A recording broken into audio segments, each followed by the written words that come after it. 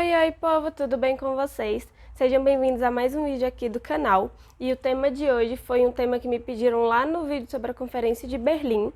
E para quem ainda não assistiu, eu vou deixar aqui em cima e também na descrição. Mas antes de a gente começar o vídeo, eu quero pedir para vocês se inscreverem aqui no canal e já curtirem o vídeo se vocês gostaram do tema de hoje, porque isso me ajuda a ter uma noçãozinha do que vocês mais gostam que eu trago aqui pro canal.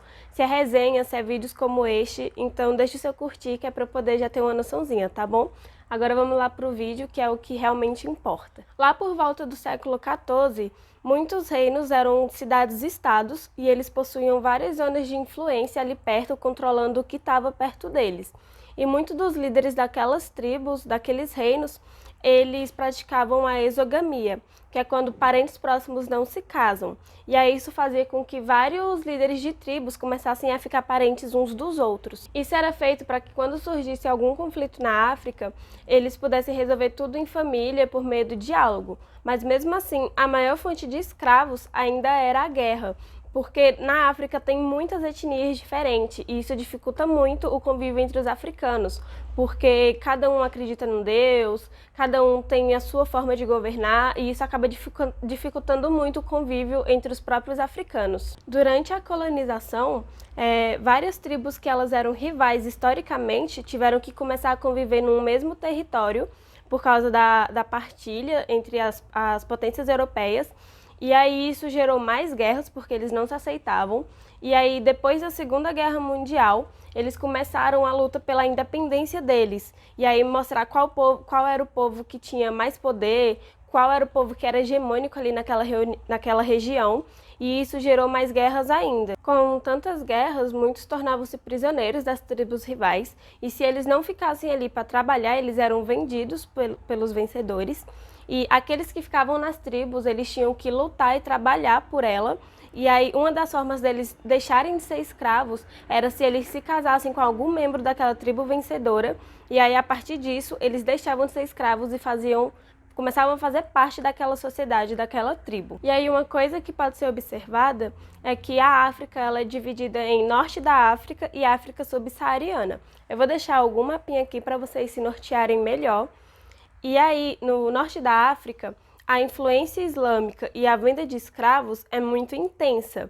Na África subsaariana também tem essa influência e tem a venda de escravos, só que era numa intensidade muito menor, porque eles tinham um sistema conhecido como Jônia. No Jônia, tinha um escravo da família que ele era considerado cativo e ele vinha de uma linhagem muito antiga e que ele não podia ser vendido e nem cedido. E pelo fato dele ser o Jônia, o cativo, metade do que ele produzia, ou até mais da metade, era que ele produzia ficava com ele. Então, ele tinha alguns direitos a mais, só que isso também não fazia dele um escravo melhor, porque ele também ainda era escravo, e isso fazia com que ele ainda sofresse algumas punições. Só que tinha essa diferençazinha entre a África subsaariana e o norte da África. E nessa época, ainda lá por volta do século XIV, o aumento populacional aumentava o poder do líder da tribo. E então eles estimulavam a procriação das mulheres escravas, que era para quando os filhos delas nascessem, eles serem incorporados à sociedade, e aí a partir dos netos dessas escravas, eles começavam a ter direito de voto, tinha poder dentro da tribo também, como qualquer outro cidadão. E aí eles faziam isso porque somente os cidadãos mesmos poderiam representar o líder ou em qualquer outra coisa, eram só os cidadãos. Os escravos não tinham voz. E então eles fizeram isso para aumentar o poder do líder da tribo e quando tivesse desavenças entre as tribos, a que tivesse mais poder acabar ganhando. Então eles começaram a fazer isso para poder aumentar o poder populacional mesmo deles. A escravização em massa mesmo começou com a abertura das rotas comerciais lá no século XV e que acabou ganhando proporção a partir do século XVII. E aí isso criou uma ligação comercial entre a África, a Europa, principalmente Portugal, e com a América. E isso fez com que o escravo se tornasse um dos maiores produtos de exportação, se tornasse uma mercadoria barata mesmo. E isso fez com que os líderes daquelas tribos lucrassem muito, não só o pessoal de Portugal e nem só o pessoal que estava aqui na América, que também era de Portugal. os líderes das tribos lucraram muito, porque eram eles que pegavam os escravos lá no meio da mata, onde eles estavam, e levavam para a costa, levavam ali para o litoral da África, para poder fazer a troca com os portugueses ou com outro europeu que vinha ali para poder buscar. Então, não trouxe lucro só para um lado, os dois lados lucraram nessa história. A escravidão na África também trouxe muitas mortes, porque aqueles que não aceitavam aquela condição de escravo e tentavam fugir, eles sofriam severas punições e acabavam morrendo. E mesmo ela sendo um pouco diferente da escravidão que teve aqui no Brasil, a escravidão na África também foi muito severa e foi muito desumana, foi muito violenta. E isso não tira o peso de culpa do europeu, porque eu já vi muita gente defendendo, falando que na África já tinha escravidão, então eles só continuaram algo que já acontecia, mas eles também têm um peso de culpa, não adianta passar a mão na cabeça, porque tem sim.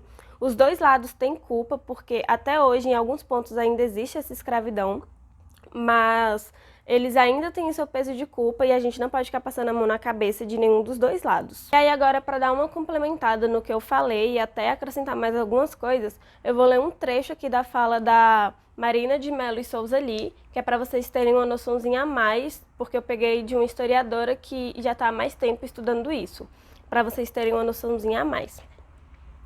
Desde os tempos mais antigos, alguns homens escravizaram outros homens, que não eram vistos como seus semelhantes, mas sim como inimigos inferiores.